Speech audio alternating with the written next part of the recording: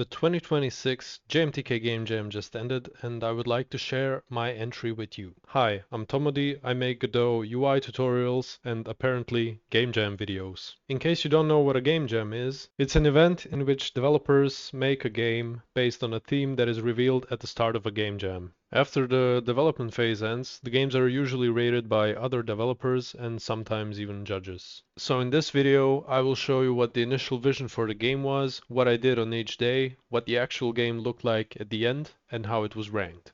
Let's begin!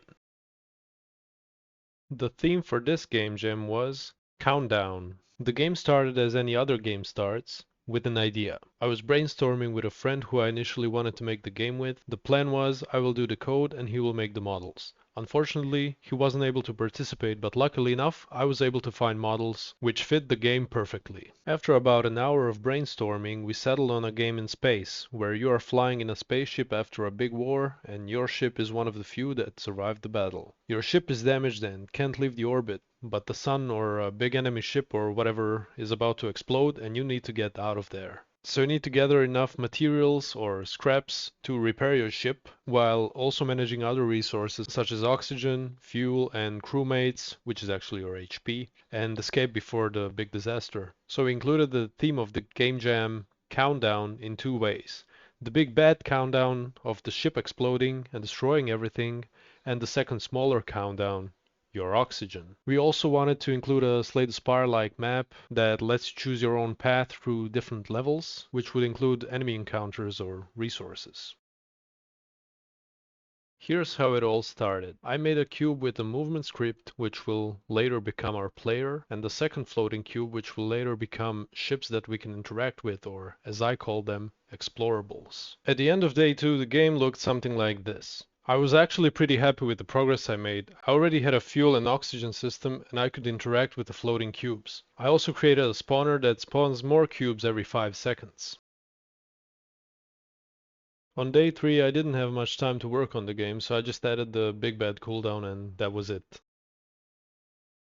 On day 4, I added a bunch of stuff and the game looked completely different. I added a background using a shader I found online. I replaced the cubes with models I found on itch. I added this cool explosion which I also found online, but now that I think of it, I could have just created one with the particle system because the code for this was very complex. All of the assets I used can be found in the description of my game on itch. I will link the game in this video. I also added sounds that I created using BFXR, except for one sound. The refill sound is just me pouring water in a glass. And my game started looking like an actual game.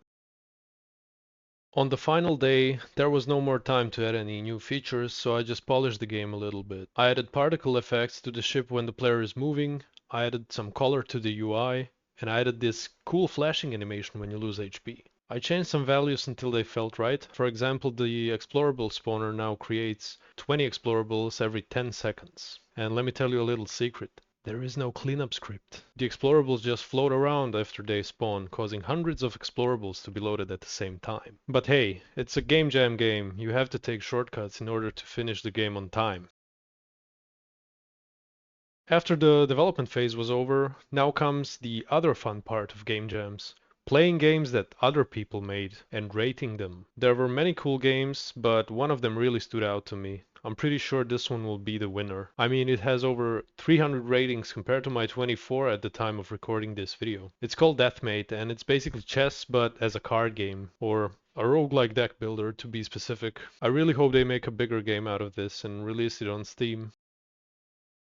The rating is finally over and here's how my game performed. There were 5 different categories for rating a game: enjoyment, narrative, creativity, artwork, and audio. The best rating I got was in creativity, where I got a 3.462. And out of the 10,500 games that were posted, mine was within the 3 to 4,000 range in all categories. So, top 40%. Obviously, I didn't expect to win. There were many better games than what I made, but winning is not the the only point of game jams. It's to push ourselves to create something in a limited amount of time and maybe learn something new while doing it. For example, I never used the Godot particle system, but I had to use it for this game to make it feel more alive. Would you play this game if it were a full release? Let me know in the comments, and I'll see you in the next video.